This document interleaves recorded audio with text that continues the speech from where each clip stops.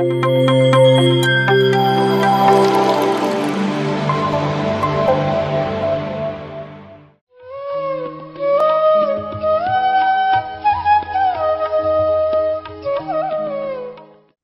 ಆತ್ಮಬಂಧುಗಳಿಗೂ ನನ್ನ ಹೃದಯಪೂರ್ವಕ ನಮಸ್ಕಾರಗಳು, ಆತ್ಮವಂದನೆಗಳು. ಮತ್ತು ನಮ್ಮ ಗುರುಗಳಾದಂತಹ ಬ್ರಹ್ಮಶ್ರೀ ಪತ್ರಿಜಿಯವರಿಗೂ, ಸ್ವರ್ಣಮಾಲಾ ಗುರುಮಾತೆ ಸ್ವರ್ಣಮಾಲಾ ಪತ್ರಿ ಮೇಡಮ್ ಅವರು ನಮ್ಮ ಹೃದಯಪೂರ್ವಕ ಆತ್ಮ ವಂದನೆಗಳು. ಫ್ರೆಂಡ್ಸ್, ಈಗ ಪತ್ರಿಜಿಯವರು ನಮ್ಗೆ ಸರಿಯಾದ ಧ್ಯಾನ ಅನ್ನುವುದು, ಅದಕ್ಕೆ ವಯೋಮಿತಿ ಇಲ್ಲ. 2 ವರ್ಷಗಳಿಂದ ಎಷ್ಟು ಏಜ್ ಇದ್ದರೂ ಮಾಡಬಹುದು. ಅದಕ್ಕೆ ಮುಂಚೆ ಇದು ವೈರಾಗ್ಯ ಹೊಂದಿರೋರು ಮಾತ್ರ, ಸನ್ಯಾಸಿಗಳ ಮಾತ್ರ, ಮತ್ತೆ ಸಾಧನೆ ಮಾಡೋರ್ಗು ಮಾತ್ರ ಬೇಕು ಅಂತ ಇತ್ತು. ಆದರೆ ಧ್ಯಾನ ಹೇಗೆ ಮಾಡುವುದು ಅಂತ ಫಸ್ಟ್ ಅಲ್ಲಿ ವಿವಿಧ ರೂಪಗಳು, ಭಕ್ತಿ ಮಾರ್ಗ, ಮತ್ತೆ ಈ ಭಕ್ತಿ ಮಾರ್ಗದಲ್ಲಿ ಕಂಪ್ಲೀಟ್ ಆಗಿ ನಾವು ರಜೋಗುಣ ಪೂಜೆಗಳನ್ನು ಅಳವಡಿಸ್ಕೊಂಡ್ಬಿಟ್ಟಿದ್ವಿ. ಸೊ ಎಲ್ಲಾದ್ರೂ ಹೋದ್ರೆ ಕಣೆ ಕೇಳ್ತೀವಿ, ಸ್ವಾಮೀಜಿ ಹತ್ರ ಹೋದ್ರೆ, ಸ್ವಾಮಿಗಳ ಹತ್ರ ಹೋದ್ರೆ ಏನಾಗ್ಬೋದು, ಯಾವಾಗೂ ಕೂಡ ಇನ್ನೊಬ್ಬರ ಹೇಳೋದ್ರ ಮೇಲೆ ಡಿಪೆಂಡ್ ಆಗಿ ಅದನ್ನ ಮಾಡಕ್ಕೆ ನಾವು ನೋಡ್ತಾ ಇದ್ವಿ. ಆ ತರ ನಾವು ಇನ್ನೊಬ್ಬರ ಮೇಲೆ ಡಿಪೆಂಡ್ ಆಗೋದನ್ನ ತುಂಬಾ ಅಳವಡಿಸ್ಕೊಂಡಿದ್ವಿ. ಎಲ್ಲರೂ ಕೂಡ ಧ್ಯಾನಕ್ಕೆ ಬಂದ ತಕ್ಷಣನೇ ತುಂಬಾ ಸರಳವಾದದ್ದು, ಯಾವ ನಾಮಸ್ಮರಣೆ ಇಲ್ಲ, ಯಾವ ಮಂತ್ರ ಜಪ ಇಲ್ಲ, ಯಾವ ಸ್ತೋತ್ರ ಇಲ್ಲ, ಯಾವ ಆಕಾರ ಸ್ವರೂಪ ಇರುವಂತಹ ದೇವರುಗಳು ಬೇಕಾಗಿಲ್ಲ. ನಿನ್ನಲ್ಲಿರುವಂತಹ ಭಗವಂತನು ಶ್ವಾಸದ ಒಳಗಡೆ ಇದ್ದಾರೆ. ಆ ಶ್ವಾಸವನ್ನು ಗಮನಿಸಿದ್ರೆ ಸಾಕು, ನಮ್ಮ ಗುರಿಯನ್ನು ನಾವು ತಲುಪಬಹುದು ಅಂತ ಸಾರ್ ಅತಿ ಸರಳವಾದ 105 ಪದ್ಧತಿಗಳಲ್ಲಿ ಆನಾಪಾನ ಸತಿ, ಆನ ಉಚ್ಛ್ವಾಸ, ಅಪಾನ ನಿಶ್ವಾಸ, ಸತಿ ಕೂಡುವ ಅಂದ್ರೆ ಥಾಟ್ಲೆಸ್ ಬರುವಂತಹ ಧ್ಯಾನವನ್ನು ಅತಿ ಸರಳವಾಗಿ ಕೊಟ್ಟಿದ್ದಾರೆ.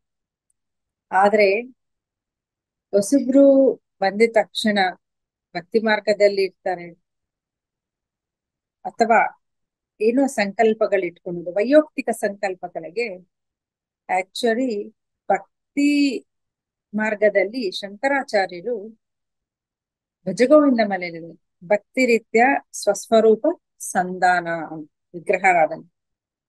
ನನ್ನ ಸ್ವರೂಪಕ್ಕೆ ನಾನು ಸಂಧಾನ ಆಗ್ಬೇಕು, ಅದಕ್ಕೆ ಆ ವಿಗ್ರಹಗಳು ಕೂಡ ಮನುಷ್ಯನ ರೂಪದಲ್ಲೇ ಇರ್ತವೆ ಅಂತ ಹೇಳಿದ್ದಾರೆ. ಆದರೆ ಎಲ್ಲೋ ಇದ್ದಾರೆ ದೇವರು ಅಂತ ನಾವು ಅದನ್ನ ರೂಢಿ ಮಾಡ್ಕೊಂಡು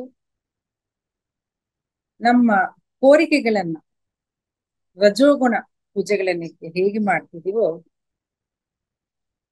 ಯಾಕೆ ಇದು ಹೇಳ್ಬೇಕಾಗ್ತಾ ಇದೆ ಅಂದ್ರೆ, ಬರೀ ಆ ಕೋರಿಕೆಗಳು ತೀರ್ಸ್ಕೊಳಕ್ಕೋಸ್ಕರನೇ ಧ್ಯಾನ ಮಾರ್ಗಕ್ಕೆ ಬರೋದು ಕರೆಕ್ಟೇ. ಆರೋಗ್ಯ ಸರಿ ಹೋಗುತ್ತೆ, ಅದು ತಾನಾಗ ತಾನೇ ಸರಿ ಹೋಗ್ಬೇಕು. ಹೇಗೆ ಏನ್ ಹೇಳ್ತಾರೆ ಸರ್ ನಮ್ಗೆ?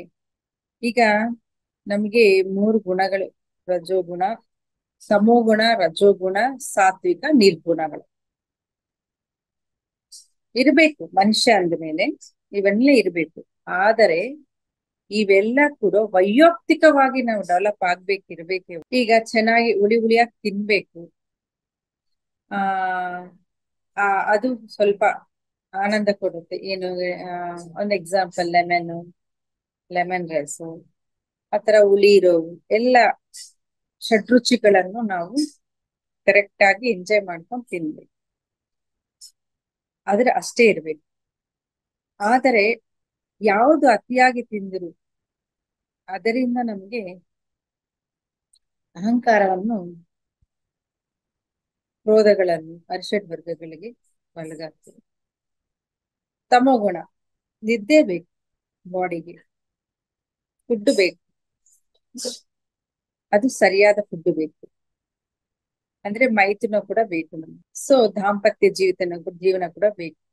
ಅದು ಎಷ್ಟು ಬೇಕು ಅಷ್ಟೇ. ಆ ತರ ತಮೋಗುಣದಲ್ಲಿ. ಮತ್ತೆ ಸಾತ್ವಿಕ ಗುಣ, ಒಳ್ಳೆಯದು, ಎಲ್ಲರಿಗೂ ಒಳ್ಳೆಯದನ್ನು ಬಯಸೋದು, ಒಳ್ಳೇದು ಮಾಡೋದು. ಆದ್ರೆ ಇನ್ನೊಬ್ರು ಹೋಮ್ವರ್ಕ್ ನಾವ್ ಮಾಡಬಾರ್ದು.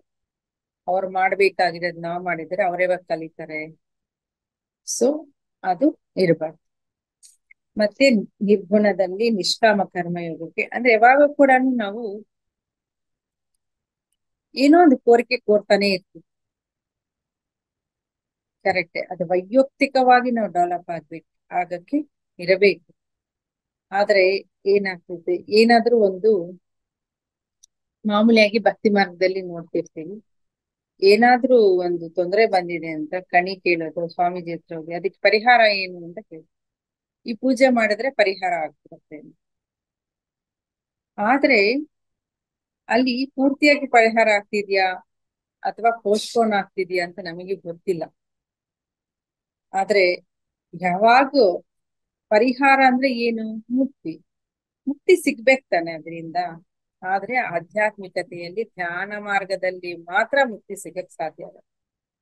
ಇಲ್ಲಿ ಬಂದು ಕೂಡ ಎಕ್ಸಾಂಪಲ್ ಏನ್ ಹೇಳ್ತಿದ್ದೇನೆ ಅಂದ್ರೆ, ಮೆಡಿಟೇಷನ್ ಕ್ಲಾಸಸ್ ಮಾಡುವಾಗ ಒಂದಿಬ್ರು ಹುಡುಗಿರ್ ಬರ್ತಾ ಇದ್ರು, ಸಡನ್ ಆಗಿ ನಿಲ್ಸ್ಬಿಟ್ರು.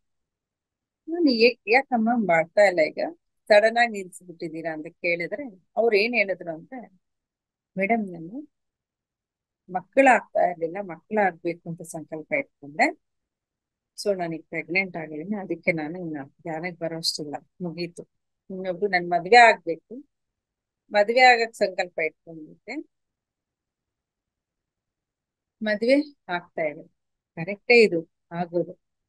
ಮತ್ತೆ ಯಾಕೆ ನಿಲ್ಸ್ಬಿಡ್ತಾ ಇದೀವಿ ಅಂದ್ರೆ, ನಮ್ಮ ಆತ್ಮವನ್ನು ಉದ್ಧಾರ ಮಾಡ್ಕೋಬೇಕು ಅಂತಿಲ್ಲ. ನಮ್ ಎನರ್ಜಿನ ಸಂಪಾದನೆ ಮಾಡಿದೀವಿ ಧ್ಯಾನದಲ್ಲಿ, ಅದ್ರ ರಿಸಲ್ಟ್ ಸಿಕ್ಕಿದೆ, ಇನ್ನೇನ್ ಬೇಕು, ಮುಗೀತಲ್ಲ. ಪೂಜೆ ಮಾಡ್ಬಿಟ್ಟಿದೀವಿ ಮುಗೀತು ಅನ್ನೋ ತರ, ಧ್ಯಾನ ಮಾಡ್ಬಿಟ್ಟಿದೀವಿ ಮುಗೀತು ಅನ್ನೋ ತರ. ಸೊ ಅದರಲ್ಲಿ ನಮಗೆ ರಜೋಗುಣ ಪೂಜೆಗೆ ಹೇಗ್ ಮಾಡ್ತಿದೀವೋ ಧ್ಯಾನದಲ್ಲಿ ಕೂಡ ರಜೋಗುಣಿಗೆ ಅವ್ರ ಕೋರಿಕೆಗಳನ್ನ ಕೋರ್ಕೊಳೋದೇ ಒಂದು ಆಗ್ಬಿಟ್ಟಿದೆ. ಯಾಕಂದ್ರೆ ಅದೇ ಪರಂಪರೆ. ಧ್ಯಾನ ಅನ್ನುವುದು ನಮ್ಮನ್ನ ನಾವು ಉದ್ಧಾರ ಮಾಡ್ಕೊಳಕ್ ಬೇಕು. ಏನ್ ಉದ್ಧಾರ ಮಾಡ್ಕೋಬೇಕು? ಮುಕ್ತ ಸ್ಥಿತಿ. ಏನಿಂದ ಮುಕ್ತ ಸ್ಥಿತಿ? ದುಃಖದಿಂದ, ಅರಿಷಡ್ ವರ್ಗಗಳಿಂದ ನಾನು ಮುಕ್ತ ಸ್ಥಿತಿ ಹೊಂದ್ಬೇಕು. ಎಷ್ಟೋ ಡಿಸ್ಟರ್ಬೆನ್ಸಸ್ ಇಂದ, ಫಿಯರ್ಸ್ ಇಂದ, ಭಯಗಳು ಎಲ್ಲ ಹೊರಗಡೆ ತಗೊಂಡು ಆ ಸ್ಥಿತಿಗಳನ್ನು ಹೊಂದಬೇಕು ಅಂದ್ರೆ ಧ್ಯಾನ ಸಾಧನೆ ಬೇಕೇ ಬೇಕು. ಏನಕ್ಕೋಸ್ಕರ ಮಾಡ್ತಿದ್ದೀವಿ ಅನ್ನೋದು ತುಂಬಾ ಇಂಪಾರ್ಟೆಂಟ್. ಈಗ ಪತ್ರಿಜಿ ಏನ್ ಹೇಳಿದ್ದಾರೆ, ಪ್ರತಿಯೊಬ್ಬರಿಗೂ ಕೂಡ 4 ಗುಣಗಳು ಇರ್ಬೇಕು. ಆದ್ರೆ ಪ್ರತಿಯೊಂದು ಕೂಡ 33%, 33%, 33%, 33% ಇರ್ಬೇಕು. ಯಾವ್ದು ಹೆಚ್ಚಾಗ್ಬಾರ್ದು, ಯಾವ್ದು ಕಡಿಮೆನೂ ಆಗ್ಬಾರ್ದು, ಎಲ್ಲ ಬ್ಯಾಲೆನ್ಸ್ ಅಲ್ಲಿ. ಆದ್ರೆ ಹೋಗ್ತಾ ಇದ್ರೆ ನಾವು ತಮೋಗುಣಗಳಲ್ಲಿ ಹೋಗ್ತಾ ಇರ್ತೀವಿ. ಫುಡ್ಡಿನ ಎಗ್ಗು ಕೂಡ ವೆಜಿಟೇರಿಯನ್ ಅಂತ ಹೇಳಿದ್ದಾರೆ, ತಿನ್ಬೋದು, ಡಾಕ್ಟರ್ ಹೇಳಿದ್ದಾರೆ. ಎಲ್ಲಿ ನಿಮ್ಮ ಅವಗಾಹನೆ ಬರುತ್ತೆ ನಿಮ್ಗಲ್ಲಿ? ಅದು ಕನ್ಸ್ಯೂಮ್ ಮಾಡ್ತಿರೋದ್ರಿಂದ, ನಾನ್ ವೆಜ್ ಬಿಟ್ಟಿಲ್ಲ, ಧ್ಯಾನ ಮಾಡ್ತಿದ್ದೀರಾ, ಒಳಗಡೆ ಅದು ಬೇಡ ಅಂತ ಹೇಳ್ತಿರುತ್ತೆ. ಆದ್ರೆ ಅದನ್ನ ಬಿಡದಿರ ಧ್ಯಾನ ಸಾಧನೆ ಮಾಡ್ತಾನೆ ಇರ್ತೀರ. ಆ ತರ ಮಾಡೋದ್ರಿಂದ ಕಂಪ್ಲೀಟ್ ಆಗಿ ನಿಮ್ಗೆ ಬರತ್ತೆ. ಆಗ್ಬೇಕು ಅಂದ್ರೆ, ಆದ್ರೆ ಗಟ್ಟಿಯಾಗಿ ನಿರ್ಣಯ ತಗೋಬೇಕು. ಧ್ಯಾನ ಹೇಗ್ ಮಾಡ್ತಿದೀವೋ ಗಟ್ಟಿಯಾಗಿ ನಿರ್ಣಯದಿಂದ ಆ ಕೆಲಸವನ್ನು ಮುಂದುವರಿಸ್ಬೇಕು. ಇನ್ನು ಧ್ಯಾನ ಮಾಡಿದ್ರೇನೆ ವೆಜಿಟೇರಿಯನ್ ಆಗ್ಬೇಕು ಅಂತಿಲ್ಲ. ಮನುಷ್ಯನಾಗಿ ಹುಟ್ಟಿದ ಮೇಲೆ ಆ ಮನುಷ್ಯನು ಪ್ರತಿಯೊಂದು ಪ್ರಾಣಿಕೋಟಿ ಮೇಲೆ ಕರುಣೆಯಿಂದ ನಾನು ಹೇಗೋ ಅದು ಹಾಗೆ ಅನ್ನುವ ಅವಗಾಹನೆಯಿಂದ ಧ್ಯಾನಕ್ಕೆ ಬಂದ್ಮೇಲೆ ಪ್ಯೂರ್ ವೆಜಿಟೇರಿಯನ್ಸ್ ಮತ್ತೆ ಅಲ್ಲೂ ಇಲ್ಲಿ ಅಲಗಾಡ್ದಿರ. ಸೊ ಇನ್ನೊಂದು ಏನು ಅಂದ್ರೆ, ಪ್ರತಿಯೊಂದನ್ನು ರಿಸೀವಿಂಗ್ ಕೆಪಾಸಿಟಿ. ಈಗ ನಾವು ಸತ್ಸಂಗ ಇಡ್ತಿರ್ತಾರೆ. ಏನಕ್ಕೆ ಇಡ್ತಾರೆ ಸತ್ಸಂಗ ನಮ್ಗೆ? ಆ ಸತ್ಸಂಗದಲ್ಲಿ ನಾವು ಅಡಾಪ್ಟ್ ಮಾಡ್ಕೋಬೇಕಾಗಿರೋವು ಎಷ್ಟೋ ಇರತ್ತೆ, ಸೆಲ್ಫ್ ಚೆಕ್ ಮಾಡ್ಕೋಬೇಕಾಗಿರೋದು ಎಷ್ಟೋ ಇರತ್ತೆ. ಅದನ್ನ ಅಂಡರ್ಸ್ಟ್ಯಾಂಡ್ ಮಾಡ್ಕೊಳ್ಳೋದು, ಅವಗಾಹನೆ ಮಾಡ್ಕೊಳ್ಳೋದು ತುಂಬಾ ಇಂಪಾರ್ಟೆಂಟ್ ಇದೆ. ಸೊ ನಾನು ಕೇಳ್ತಿದ್ದೀನಿ, ಇಂಪ್ಲಿಮೆಂಟ್ ಮಾಡ್ತಿದ್ದೀನ? ಅವೇರ್ನೆಸ್ ಅಂತಿದ್ದಾರೆ, ಎಷ್ಟು ಅವೇರ್ನೆಸ್ ಇದೆ ನನ್ನಲ್ಲಿ? ಒಂದು ಚಿಕ್ಕ ಎಕ್ಸಾಂಪಲ್, ನಾವು ಫೋಟೋಸ್ ತಗೊಳೋ ಪತ್ರಿಜಿ ಜೊತೆ ಫೋಟೋಸ್ ತಗೊಂತಾನೆ ಇರೋದು. ಯಾರಾದ್ರೂ ಬಂದ್ರೆ ಅವ್ರಿಗೆ ಜಾಗನೂ ಬಿಡಲ್ಲ,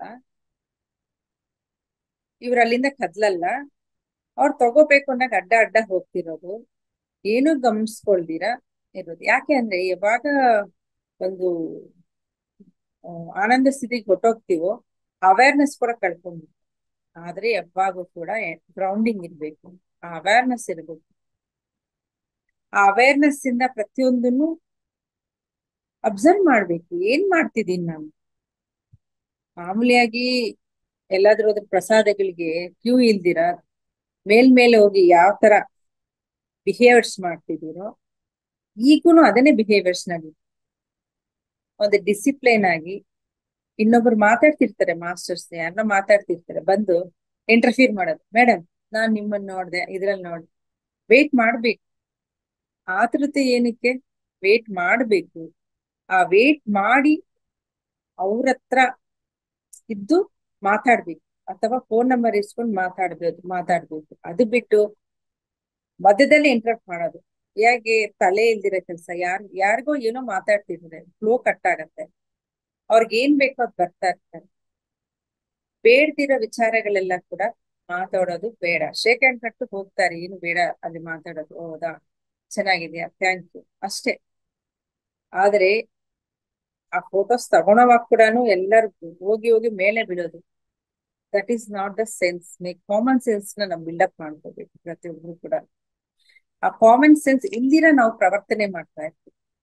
so building common sense first of all.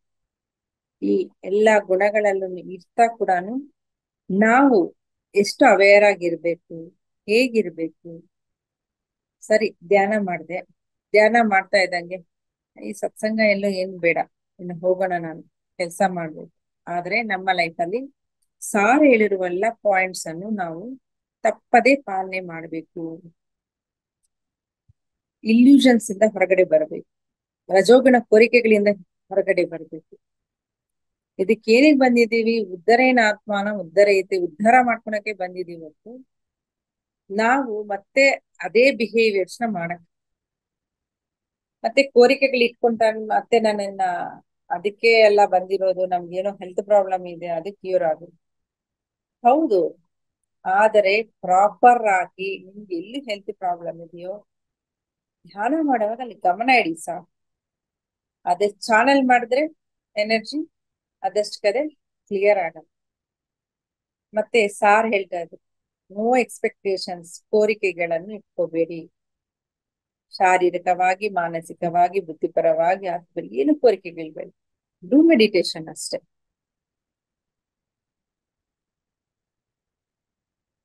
ಒಳ್ಳೆ ಲೋಕ ಕಲ್ಯಾಣಕ್ಕೋಸ್ಕರ ಸಂಕಲ್ಪ ಇಡೋದು ಡಿಫ್ರೆಂಟ್.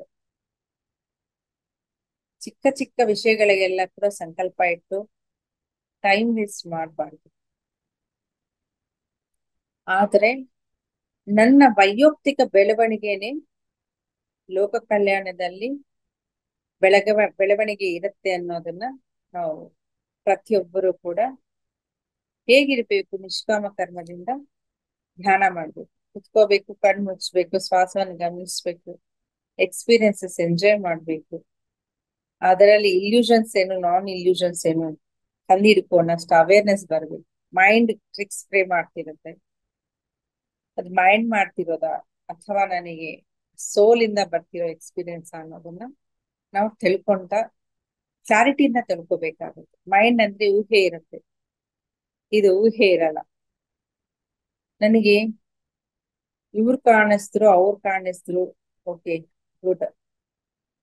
ಕಾಣಿಸ್ರು ಅಂತ ರಾಜ್ಕುಮಾರ್ ಕಾಣಿಸ್ರು, ಅವ್ರ ಮಗ ಕಾಣಿಸ್ರು, ಇದಲ್ಲ. ಅದು ರಾಂಗ್ ಡೈರೆಕ್ಷನ್ಸ್ ಅಲ್ಲಿ ತಗೊಂಡು ಹೋಗ್ತಿದ್ದಾರೆ. ಪತ್ರಿಜಿ ಜೊತೆ ಎಲ್ಲರೂ ಫೋಟೋಸ್ ತಗೊಂಡಿರ್ತಾರೆ, ಆದ್ರೆ ಪತ್ರಿಜಿ ಅವ್ರಿಗೆ ಹೇಳಿರುವಂತ ಸೂಚ ಹೇಳಿರುವಂತಹ ಮಾರ್ಗವನ್ನು ಬಿಟ್ಟು ಅವ್ರಿಗೆ ಹೆಂಗೆ ತಗೊಂಡ್ ಹೋಗ್ತಾ ಇರತ್ತ ಮೈಂಡ್, ಆ ಇಲ್ಯೂಷನ್ಸ್ ಕಡೆ ಗ್ರೌಂಡ್ ಇಲ್ದಿರೋ ಹೋಗ್ತಾ ಇರತ್ತೆ, ಊಹಾಗಾನೆಗಳು ಮಾಡ್ತಿರ್ತಾರೆ. ಅಂತವ್ರ ಜೊತೆ ಎಲ್ಲ ಹೋಗಿ ಈ ಮಾತೆ ಆ ಮಾತೆ ಅಂತ ಇಲ್ಲ ಇಲ್ಲಿ. ಡ್ರೆಸ್ ಕೋಡ್ ಇಲ್ಲ ನಮ್ದ್ರಲ್ಲಿ, ನೆನ್ಪಿಟ್ಕೊಳ್ಳಿ ಫ್ರೆಂಡ್ಸ್, ನೋ ಡ್ರೆಸ್ ಕೋಡ್. ಸಾಮಾನ್ಯವಾಗಿರುವಂತವ್ರೆ ಇಲ್ಲೆಲ್ಲಾನು ಇರೋದು. ಆ ಡ್ರೆಸ್ ಕೋಡ್ ಇಟ್ಕೊಂಡು, ಐ ಮೀನ್ ಡ್ರೆಸ್ ಕೋಡ್ అంటే ಅವ್ರ ಮಾತೆ ಆ ಮಾತೆ ಈ ಮಾತೆ ಅನ್ಕೊಂಡು ಅವ್ರ ಹತ್ರ ಹೋಗಿ ಇಲ್ಯೂಷನ್ಸ್ ಅಲ್ಲಿ ಪತ್ರಿಜಿ ಹೆಸರು ಹೇಳ್ಕೊಂಡು ಇಲ್ಯೂಷನ್ಸ್ ಅಲ್ಲಿ ಇರ್ತಾ, ಊಹಾಲೋಕಗಳಲ್ಲಿ ಇರ್ತಾ, ಅದನ್ನ ವಾಸ್ತವ ಅಂತ ಎಕ್ಸ್ಪೀರಿಯನ್ಸ್ ಅಂತ ಅದನ್ನ ಹೇಳ್ಕೊಳ್ತಾ ಹೋಗ್ತಿರೋರ ಕಡೆ ಗಮನ ಜಾಸ್ತಿ ಅಲ್ಲಿ ಹೋಗ್ತಾ ಇದಾರೆ ಜನ. ಅದು ಹೇಳಿಲ್ಲ ನಮ್ ಸಾರು. ಯಾವ ಮಾತೆ ಇಲ್ಲ, ಎಲ್ಲಾ ಮಾತೆಗಳು ಎಲ್ಲಾ ಗಾಡ್ಸ್ ಇಲ್ಲೇ ಇದ್ದು ಮನುಷ್ಯ ರೂಪದಲ್ಲಿ ವರ್ಕ್ ಮಾಡ್ತಾ ಇದ್ದಾರೆ. ಆದ್ರೂ ಸಾಮಾನ್ಯ ಮನುಷ್ಯರ ತರ ಇರಬೇಕು ಅದಲ್ಲ. ಸಾರ್ ಏನ್ ಹೇಳಿದಾರೆ ಅದು ಪಾಲನೆ ಮಾಡ್ತಿದೀವ. ಫಸ್ಟ್ ಆಫ್ ಆಲ್ 18 ಸೂತ್ರಗಳು, ವೈಯಕ್ತಿಕ ಸೂತ್ರಗಳು 13 ಪಾಲನೆ ಮಾಡ್ತಿದೀವ. ಅವಗಾಹನೆ ಮಾಡ್ಕೋಬೇಕು ಪ್ರತಿಯೊಂದನ್ನು. ಯಾವಾಗೂ ಊಹೆಗಳಲ್ಲಿ ಇರಬಾರ್ದು. ಅವ್ರು ಹೇಳ್ತಾರೆ ಇವ್ರು ಹೇಳ್ತಾರೆ ಅಂತ ಪ್ರತಿಯೊಬ್ಬರಿಗೂ ಫೋನ್ ಮಾಡೋದು, ಪ್ರತಿಯೊಬ್ಬರನ್ನು ಇದು ಮೇಡಮ್ ಅದು ಮೇಡಮ್ ಅಂತ ಅಲ್ಲ.